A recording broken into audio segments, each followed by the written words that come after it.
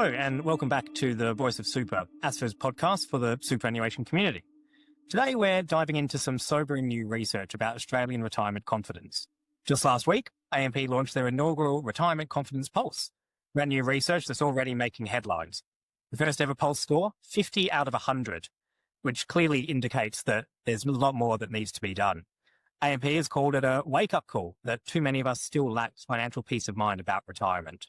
Meanwhile, Vanguard's How Australia Retires report reveals a growing gap in expectations and reality for people as they prepare for retirement. Younger Australians in particular expect to need almost double what current retirees actually spend. And the ASFA Comfortable and Modest Retirement Standard, which has been operating for about 20 years now, continues to climb, with some estimates showing that couples now need around $75,000 a year for a comfortable retirement based off the most recent ASFA figures. And that's increased by a notable amount just in the last 5 years. So what's driving this retirement confidence issue? How do we bridge the gap between expectations and reality?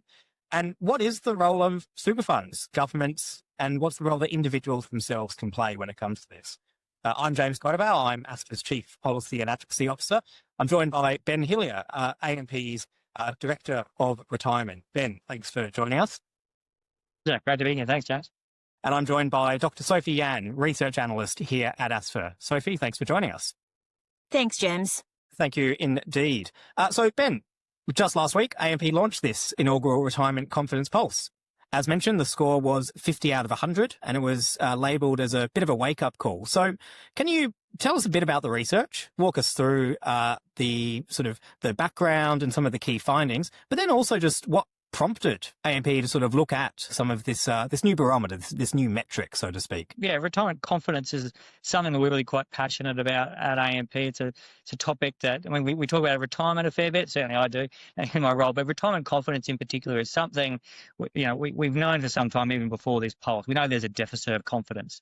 We know that people are not as confident as they ought to be, as we want them to be. And we know that there's a lot that we can actually do about that confidence. This is not a hopeless problem. This is not just, hey, we just need a lot more money or something. We actually know, we know we've got, some call the envy of the world in terms of an accumulation system. We have, several $1 trillion accumulated in superannuation. So per capita, it's certainly one of the most substantial retirement saving systems in the world. But we just haven't yet given people the confidence to spend that money in retirement, and so we really want to just do a regular pulse check. This is something we'll do periodically. We'll probably see us putting out 2 of these a year, and specifically, it's quite useful not just to say, okay, what's the overall level? 50%. Yeah, that's what does that mean to me? Yeah, and so broken down by age groups, by gender, by singles, couples, employed, unemployed, accumulators, retirees, etc. Just gives us a bit more of a finger on different pulses, so that we can know where we need to prioritise. While we've done it, we know there's a lot we can do, and we've done this to help us all, certainly AMP, but hopefully it's useful for other organisations as well to focus on the things that are the highest priorities. Thank you, Ben. That's really helpful background for this research and for this ongoing addition to thought leadership in the sector.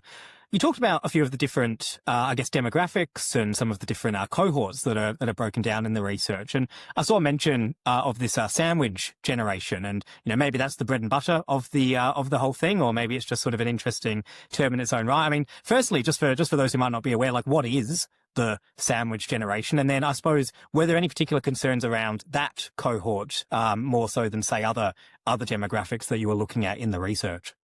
Yeah, one of the lowest scores were the sandwich generation. We call them the sandwich generation. They're stuck in the middle. They're stuck between people typically in their 40s who are raising their own children, perhaps struggling with mortgage, or even worse, struggling with rising rents, and now starting to have caring responsibilities for their own parents. And so looking after their kids and looking after the parents simultaneously, while in what is very likely to be very stressful points of their careers, and also just the financial drain of children, etc.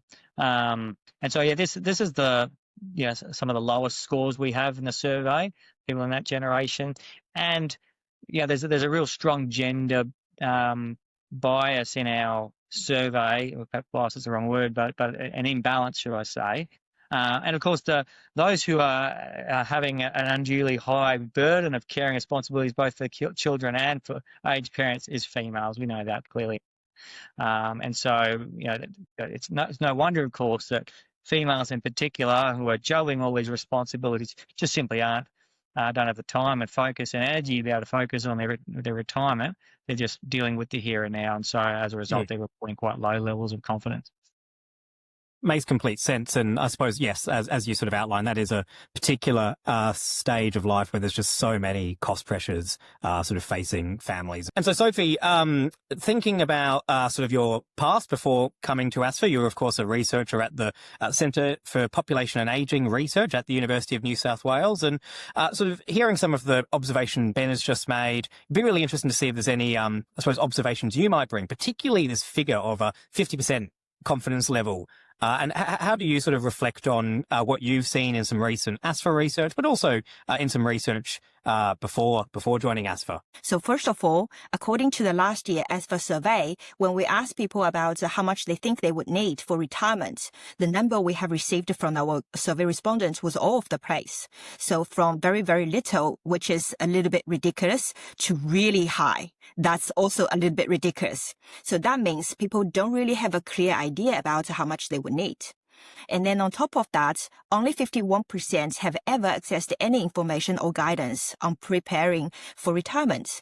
This is a striking number because we know we need a lot of information and the right knowledge to support us making good financial and retirement plannings to support confidence or whatever. On top of that, even if they do think about it, when they check their account balance, that might be a bit off-putting because many of them are actually short in their super balance. Only 30% were able to afford comfortable retirement according to the ASFA retirement standards. And also in comparing to what we found in the account balance in September 2024. Yeah, thank you, Sophie. That's a really interesting bit of update on some of the research. And it's interesting to see those figures, I suppose, carried through from some of that academic research in the past all the way through to the research that we're seeing today.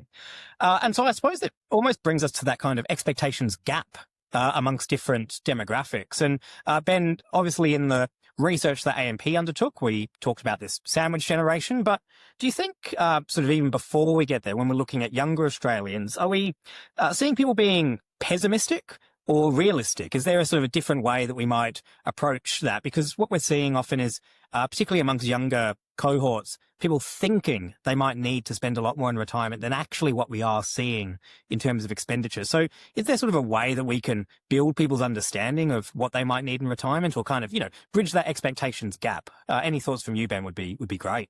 Yeah, 100%. There is a gap in terms of, and this is a generalization, but by and large, a lot of people are overestimating, especially at younger ages, overestimating how much they think they will need to be comfortable in retirement. It's funny, and it goes both ways, right? The reaction we've had to our research over the last week is quite amusing, in a sad way, given just the discrepancies of people's perceptions. On one hand, I looked on one social media, and I looked at all the comments underneath the article, and many, I mean, they had almost 1,000 comments. Many comments were commenting that we're actually overestimating how much people need to be comfortable. We referenced the ASFA comfortable living standard, and there were lots of comments saying we were overestimating how much people needed. And then on the flip side, there were some comments, and then I certainly get this when I speak to financial advisors and then perhaps some other groups, they think it's underestimating how much people need.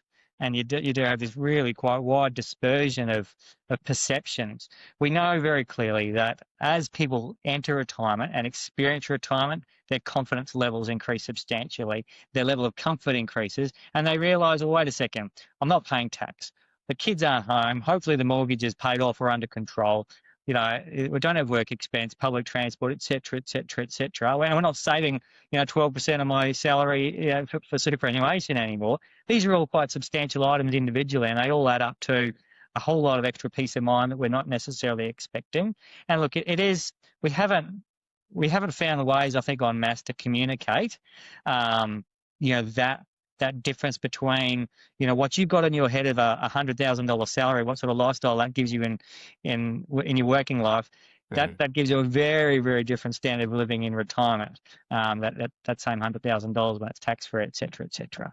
So yeah, look, there's a significant communication gap we all need to address. Communication, education, sort of advice, support, right? To really bridge that, I think. And ideally, it does start earlier than we have been doing it. To your point about that, the younger generations, what they're suggesting they think they need and what they actually will need, there's a big difference. No, thank you. And you're absolutely right. I mean, there's a lot of, I suppose, estimates that are out there. And I suppose with the ASFA retirement standard, you'll have people say it's too high, it's too low. But the good thing is that you have the individual budgets. And so you can actually look at the amount that's set aside for food or travel or all these different things, and people can sort of go, actually, I'm not going to spend as much on that particular area, or no, that is quite important to me. And that's where some of those just guides can be really helpful to even just get people thinking about retirement. But I suppose, Sophie, the retirement standard, of course, has been going for about 20 years, and so it's obviously, I suppose, updated quite a bit over that period of time. And in that context of thinking about expectations in retirement, how do we sort of ensure that some of those guides, like the ASFA retirement standard, are sort of staying current? Like, how does a comfortable retirement today look different to what it might have been, say, 20 years ago? We actually do update a retirement standard on a regular basis. And that is really important because it takes into account not just the movements in the cost of living, but also change in what people are actually spending their money on. And then on top of that, we also need to make it clear that the ASFA standards actually referring to retirement standards. So that's why part of the reason why younger people may think the annual amount of money we will need by looking at ASFA retirement standards may look a little bit low. That's because they tend to overestimate how much they need if they compare how much they spend right now. And that's another reason explains why the Vanguard number they found from their survey that younger people need actually almost, they reckon they need almost a double as how much retirees are currently spending. So then talking about as for retirement standards, as I mentioned, the first thing we do take into consideration is the movement in the cost of living. That is captured by the CPI adjustment. And this is following what has been published by the ABS. Second part is about the change in what people are actually spending their money on. This is very important because if we compare today with 20 years ago, the cost of living is obviously higher. So it makes sense that the ASFA retirement standard also look different. But also, not only the price going up, it also about the consumption patterns that has been changing. For example, 20 years ago, people were not budgeting for things like a smartphone, their fast internet, NBN, these type of things, or Netflix, or even the level of overseas travel that in the past, like 20 years ago, I suppose that was treated more luxury than today. It's more common today. So we would be budgeting for different items. And then, of course, then we do expect change in their consumption pattern that would fully reflect nowadays Australians' retirement life. So at the same time, health and aged care costs have become more significant as people live longer. So the retirement standard is really designed to reflect the living standard of today, not the past. And this is why it's such a useful benchmark. It gives both individuals and advisors a constant reference point, a very clear picture of what a modest and comfortable retirement looks like in today's term. That way, Australians can plan with confidence, and it helps bridge a gap between people's expectation and what is financially achievable. We absolutely see some of those expenses and some of the, the essentials for a retirement just changing over time. And your point about technology is a really important one because, one of the reasons I had to get rid of my Nokia brick phone is it works for everything I need, except it can't download the Voice of Super podcast. So what's the use of it if you can't do that? But we talk about that sort of concept of, sort of success in retirement and that sort of, desire to sort of have that comfort. And one of those key elements, of course, is around housing stability. And I believe figures at the moment are, those who are entering retirement today, about, I think, 3/4 or so own their home outright. But Ben, In some of the research that AMP has just undertaken, I think housing is obviously flagged as a major concern, and I believe your research showed that about 1 in 3 of millennials expect to retire with a mortgage. And so, when we factor in some of that, I suppose, housing uncertainty, how does that change the retirement equation? What are the considerations people need to make if that's the case? Yeah, we do. And look, I will stress there is a gap between perhaps what I expect to transpire and what people think is going to transpire. We do need to take into account a very, very significant intergenerational wealth transfer that's going to take place over the next several decades, probably $3 trillion. And a lot of that is tied up in housing wealth that then does get transferred to the next generation. Of course, that does leave some people behind. I don't discount that. And so for those who don't have access to any property wealth at the moment and any sort of future expectations through an inheritance, that is really, really tough. And we do need to think better and have better supports for those renters in retirement. So as a side point, I applaud ASFA for including the rental costs in the income standard. I think that's a really useful part of the piece.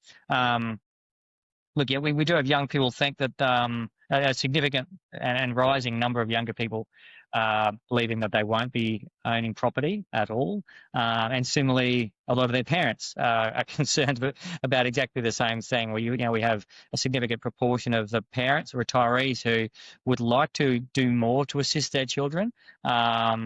But they also don't have the confidence, back to point number one, they don't have the confidence to do so. Of course, they don't want to impoverish themselves or put their own financial livelihoods at risk by helping the kids. And so they really do feel quite torn. And interestingly, we have I think around half of the young people, this is research we did last year, believing that they're going to have to be helping their parents in retirement financially. So it's quite interesting that I think the lack of confidence sort of sits on both sides of that generational divide, and housing does play a central role. We think there's a lot more that super can do alongside and in conjunction with housing. It doesn't have to be an either-or conversation like some of the conversations that have made it to the public sphere recently, but certainly there's a job to be done for us in the industry.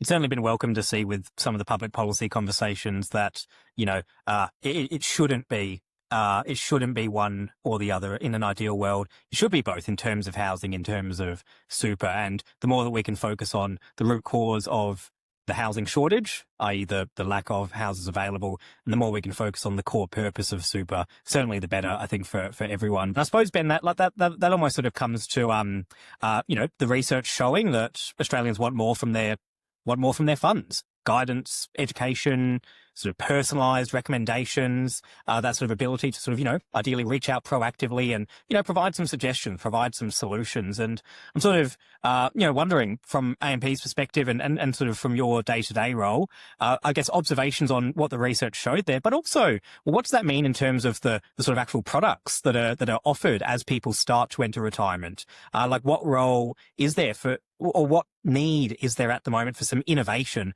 when it comes to helping uplift retirement confidence for people? Yeah, great questions. I think, first of all, on the guidance and support, when a member, call up or contact the fund, they don't say, hey, look, I want some general advice, I want some personal advice, or I want some general information. They want support, they want help. And lots of times they want to be told, hey, what should I do or what can I do? And we, because of the strictness of the rules around this space, which of course are there for really good reasons, but sometimes funds find it difficult to provide the support that members are actually looking for in plain, simple, approachable terms. I mean, it's great to see we are making a bit of progress on the advice reforms, but we really need to embed those. I think all of us in the industry recognise that comprehensive financial advice, with your own financial advisor is the gold standard for optimal outcomes, and you really can, navigate some significant complexity in Centrelink and tax and estate planning and superannuation with a financial advisor, and you really struggle without it. But that's not necessarily feasible for everybody. Not everyone thinks that that's necessary. Not everyone thinks that it's worth their time or money. And so intra-fund advice is obviously fantastic. We've seen fantastic uptake of our digital advice. I think, many Australians might be a bit sheepish talking to a financial advisor if they haven't been paying attention to the super and their finances. So perhaps digital advice can also just bridge that gap. It's really, you don't have to be confessing to anybody and still get some really useful support. But yeah, the guidance and support is only half the story. You're right in your question. I think at least what I take as an inference to your question, having some innovation and a range of options available can give people a lot of confidence. As we always say to government as well, getting progress on the delivering better financial outcomes package for financial advice is a significant priority to our sector. On a final question, perhaps we can do this in sort of, let's say, a paragraph or 2 paragraphs as a challenge. But to each of you, if you could give one piece of advice to Australians worried about retirement, what would it be? And Sophie, we might come to you first on that one. One piece of advice to Australians worried about retirement. Okay. So for someone who's worried about retirement, I would suggest that they check their super account balance as the first step. Once that's done, if that's done, they should look at the most recent ASFA retirement standard and use the online calculator provided by their fund or government to project the total retirement saving at different age, because you can change the setting at various age at which they might retire to see whether they're on the right track. This is number one important, because if not, they may want to consider making some voluntary contributions to speed up their super accumulation. Really good. Thank you, Sophie. And Ben, one piece of advice, what would it be? Look, this is a generalisation, but it applies to the majority of Australians. You can be more confident than you are. You actually can afford to be more confident. That's for a number of reasons. Number one, we have a great safety net system in Australia for most people. Look, it does leave some people behind, absolutely, and there are some gaps and some improvements, but for most people, we have a great safety net. Number two, we have a great superannuation accumulation system. I've spoken to many people who actually have more in super than they thought, and certainly spoken to lots of people who don't realise you can achieve a lot more with your super than you think. And then number three, there's retirement is different. You're not paying tax. You get discounts on all sorts of stuff. Once you get that pension concession card, pharmaceuticals, all sorts of things are a lot cheaper. And if you don't qualify for the pension concession card, well, that's fantastic news, because you definitely can afford a comfortable retirement. So yeah, be more. You can afford to be more confident than you are in most cases. Absolutely. Thank you, Ben. And if I rephrase the question, I would make it very clear in my disclaimer, what's one piece of general advice that we can provide, which is what we've done here. So with that, you have been listening to the Voice of Super podcast. I have been James Koval, ASFA's Chief Policy and Advocacy Officer. I've been joined by Dr. Sophie Yan, Research Analyst here at ASFA, and by Ben Hillier, who is the Director of Retirement at AMP. And with that, we'd thank you for listening. I'd remind you to like and subscribe to the podcast so that you can stay up to date with all the next episodes coming out. And with that, please thank our 2 guests, and hope to see you next time.